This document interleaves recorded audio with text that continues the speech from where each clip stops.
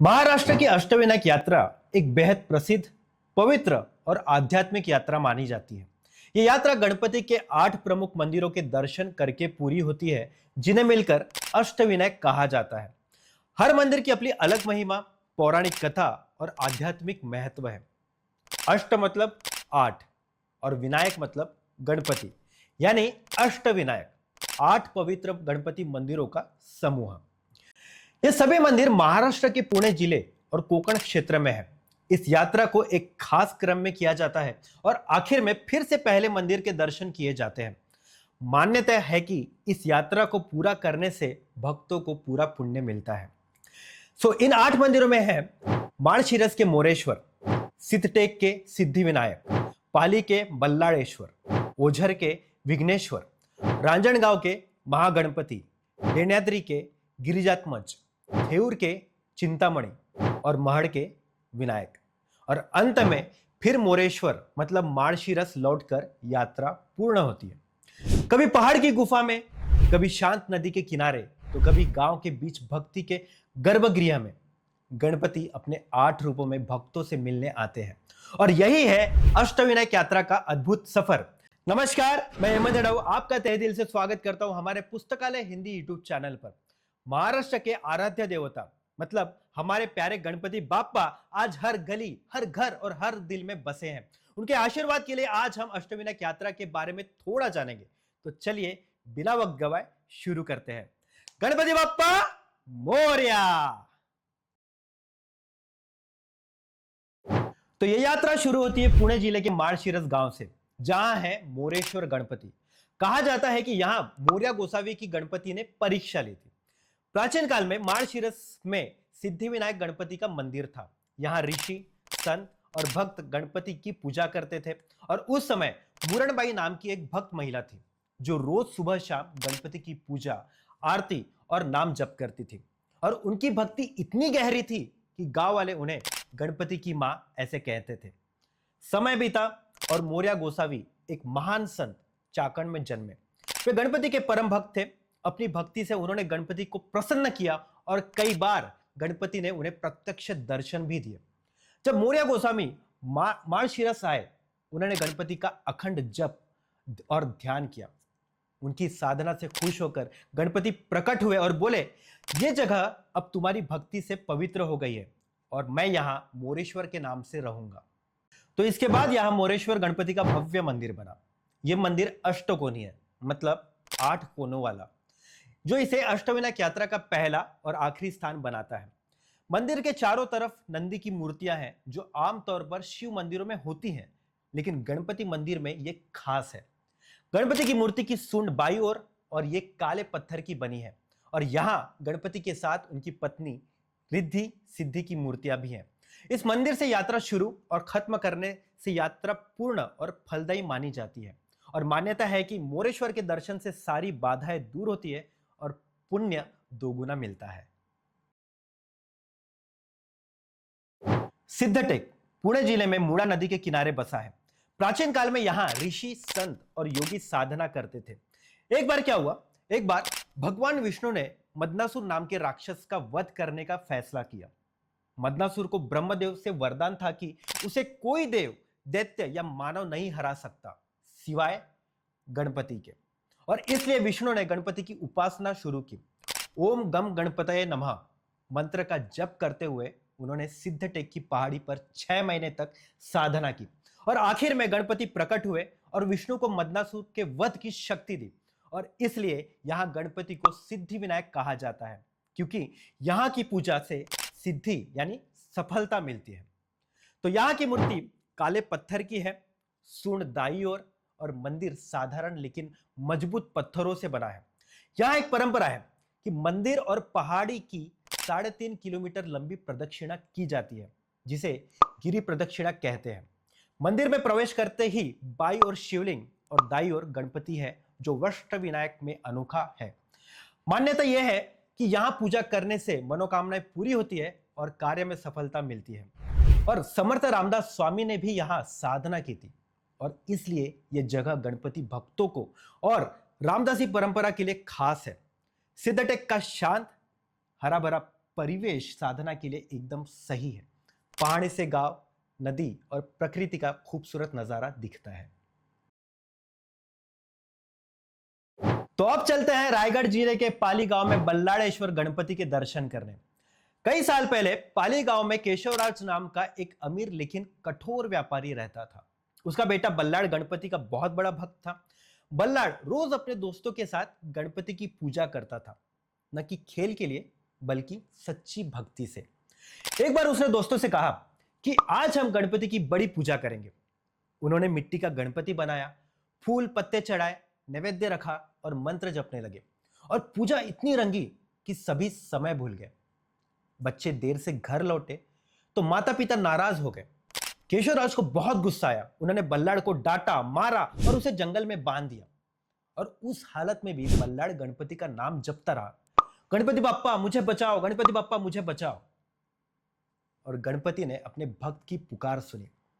वे ब्राह्मण बच्चे के रूप में प्रकट हुए, बल्लाड़ को छुड़ाया और उसे प्यार से खाना खिलाया और बोले, बल्लाड़, तुम्हारी भक्ति से मैं प्रसन्न हूं और आज से मैं तुम्हारे नाम से जाना जाऊंगा, बल्लाड़ेश्वर। फिर गणपति उस मिट्टी की मूर्ति में समा गए और पाली गांव में हमेशा के लिए बस गए। और आज भी यह गणपति बल्लाड़ेश्वर के नाम से मशहूर है। और यह अष्टविनायक में एकमात्र मंदिर है जो भक्त के नाम पर जाना जाता है। तो मूर्ति पत्थर की है, पूर्वमुखी, सूंड बाई और रिद्धि सिद्धि के साथ। मंदिर पूरी तरह पत्थर का बना है, जिसमें पत्थर की दीपमाला और प्राचीन गर्भगृह खास है। मूर्ति के पीछे सोने का पाट है, जहां खास दिनों में दोपहर 12 बजे सूर्य की किरणें सीधे पड़ती है। बल्लाड़ेश्वर भक्ति, निष्ठा और प्रेम का प्रतीक है। और यहां प्रार्थना करने से हिम्मत, संकटों पर जीत और मानसिक शांति मिलती है। और यह अष्टविनायक यात्रा का तीसरा स्थान है। तो अब चलते हैं ओझर, जहां विघ्नेश्वर गणपति सारी बाधाओं का नाश करते हैं। प्राचीन काल में विघ्नासुर नाम का राक्षस था। उसे ब्रह्मदेव से वरदान था कि तू जिसके खिलाफ खड़ा होगा उसका काम अधूरा रहेगा, बाधाएं आएंगी। और इस वरदान के बाद उसने देवताओं, ऋषियों और यज्ञ करने वालों को तंग करना शुरू किया। यज्ञ असफल होने लगे, शादियां टूटने लगी, धार्मिक कार्य अधूरे रहने लगे और सभी देवता गणपति के पास मदद मांगने गए। गणपति ने विघ्नासुर को समझाने की कोशिश की, लेकिन वो नहीं माना और गणपति से युद्ध करने लगा। गणपति ने अपने विशाल रूप से उस पर हमला किया। विघ्नासुर डरकर भागा और ओझर में एक नीम के पेड़ के पीछे छिप गया, लेकिन गणपति ने उसे वहां पकड़ लिया। विघ्नासुर ने माफी मांगी और कहा कि बापा, अब से मैं सिर्फ तुम्हारा नाम लूंगा और तुम्हारी आज्ञा बिना किसी को परेशान नहीं करूंगा। गणपति ने उसकी माफी स्वीकार की और बोले, तू मेरा दूत बनेगा और मैं विघ्नेश्वर के नाम से जाना जाऊंगा। और उसी जगह गणपति बस गए और यह मंदिर विघ्नेश्वर गणपति मंदिर के नाम से मशहूर हुआ। तो यहाँ की मूर्ति पत्थर की है, पूर्वमुखी, सूंड बाई और रिद्धि सिद्धि के साथ। मूर्ति के माथे पर हीरे का तिलक और सोने का मुकुट है। मंदिर भव्य पत्थरों से बना है, जिसमें बड़े दरवाजे, विशाल प्रांगण और दीपमाला है। दीवारों पर सुंदर नक्काशी है और यहाँ दर्शन से काम की बाधाएं, संकट और विघ्न दूर होते हैं। और यह अष्टविनायक यात्रा का चौथा स्थान है। तो अब पुणे के शिरूर तालुका में रांजणगांव, जहां है महागणपति, शक्तिशाली, तेजस्वी और युद्ध प्रिय रूप में। प्राचीन काल में त्रिपुरासुर नाम का बलशाली राक्षस था। उसने ब्रह्मदेव से वरदान पाया था कि उसे सिर्फ भगवान शंकर मार सकते हैं। लेकिन तब जब सभी देवता, ऋषि और दैवीय हथियार एकजुट हो, उसने आकाश, पाताल और पृथ्वी पर 3 विशाल नगर बनाए और देवताओं को तंग करने लगा। सभी देवता शंकर के पास गए, लेकिन वरदान के कारण तुरंत युद्ध नहीं हो सका। शंकर ने सभी देवताओं, हथियारों और शक्तियों को एकजुट करने का फैसला किया, जो सिर्फ गणपति के आशीर्वाद से ही संभव था। सभी देवताओं ने रांजणगांव में गणपति की पूजा की और गणपति अपने 12 हाथों वाले महागणपति रूप में प्रकट हुए। और उनकी कृपा से सभी शक्तियां एकजुट हुई और शंकर ने एक बाण से त्रिपुरासुर का वध किया और इसलिए यहां गणपति महागणपति कहलाए।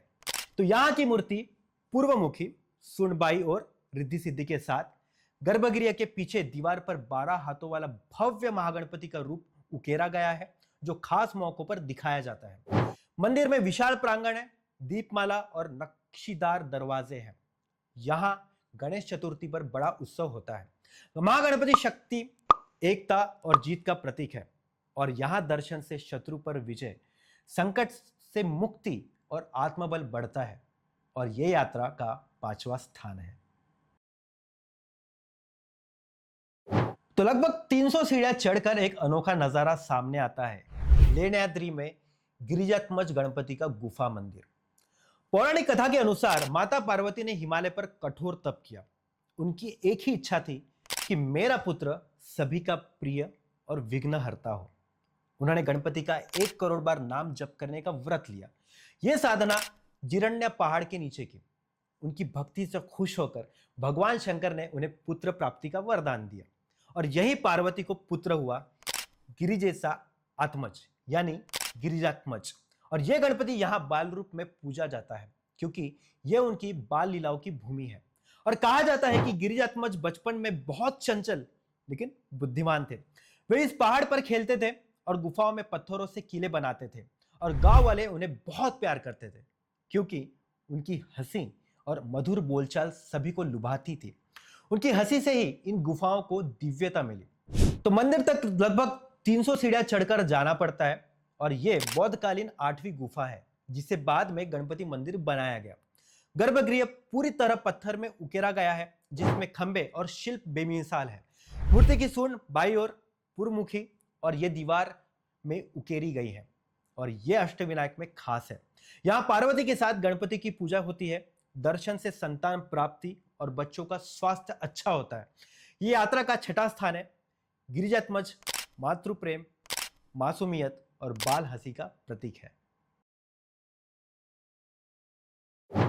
गणपति जो चिंताओं से मुक्ति देता है, चिंतामणि गणपति पुणे के थेऊर गांव में। प्राचीन काल में कपिल आश्रम था जहां कपिल मुनि तप करते थे। उनके पास एक चिंतामणि रत्न था जो हर इच्छा पूरी करता था। एक बार गुणासुर नाम का अहंकारी राक्षस आश्रम आया। मुनि ने उसका स्वागत किया लेकिन गुणासुर ने रत्न देखकर लालच किया और उसे चुरा लिया। मुनि ने बहुत समझाया लेकिन वो नहीं माना। तब मुनि ने गिरिजात्मज गणपति से प्रार्थना की। गणपति ने गुणासुर को युद्ध में हराया और रत्न मुनि को लौटाया। लेकिन मुनि ने रत्न गणपति को अर्पित कर दिया और बोला कि आप ही असली चिंतामणि हैं जो भक्तों की चिंताएं दूर करते हैं और इसीलिए ये गणपति चिंतामणि कहलाए। तो यहाँ का मंदिर बूढ़ामुठा नदी के संगम पर है। मूर्ति की सूंड बाईं ओर रिद्धि सिद्धि के साथ गहरे पत्थर की बनी है। मंदिर पेशवेकालीन शैली में बना है। नाना फडणवीस और माधवराव पेशवे का यहाँ खास लगाव था।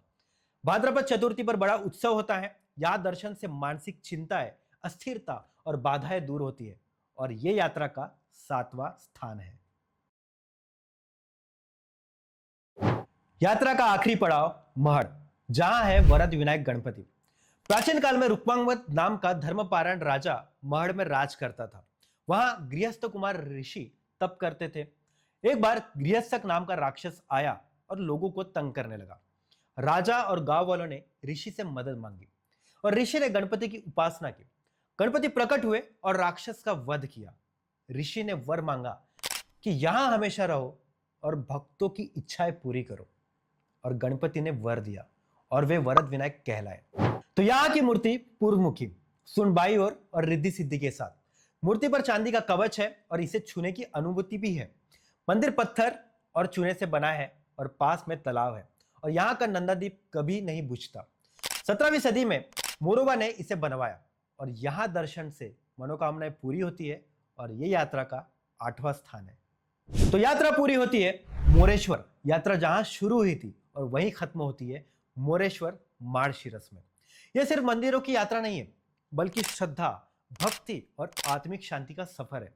यह यात्रा सिर्फ मंदिरों की सैर नहीं है, यह मन को शांति, श्रद्धा को ऊर्जा और जीवन को यादगार अनुभव देती है। गणपति बाप्पा सिर्फ चिंताएं नहीं हरते बल्कि मन को शक्ति, विचारों को स्पष्टता और जीवन को दिशा देते हैं। और इस यात्रा का हर कदम, हर प्रार्थना हमें बाप्पा के करीब लाती है। तो चलिए इस यात्रा से लौटते वक्त एक ही वर मांगे कि हे बापा, हमें सद्बुद्धि, समाधान और सबके कल्याण की ताकत दो, क्योंकि बापा सिर्फ मनोकामनाएं पूरी नहीं करते, वे हमें बेहतर इंसान बनाते हैं। तो बोलो गणपति बाप्पा मोरया, मंगल मूर्ति मोरया। तो दोस्तों, कैसा लगा आज का एपिसोड? जानता हूं थोड़ा लंबा हो गया, लेकिन बाप्पा की महिमा को कम शब्दों में कैसे बयां करें। अब देर किस बात की है, जल्दी से शेयर करें, लाइक करें, सब्सक्राइब करें। और हाँ, एक सवाल पूछने जा रहा हूं, इसका जवाब दिल से दीजिए। तो सवाल है, अष्टविनायक यात्रा पर जाकर आप गणपति बाप्पा से क्या मांगेंगे? जवाब नीचे कमेंट में जरूर दीजिए। तब तक हम अगले एपिसोड की तैयारी में लगते हैं। एक बार फिर गणेशोत्सव की ढेर सारी शुभकामनाएं, और आप कुछ ना कुछ पढ़ते रहिए, क्योंकि पढ़ोगे तो बढ़ोगे।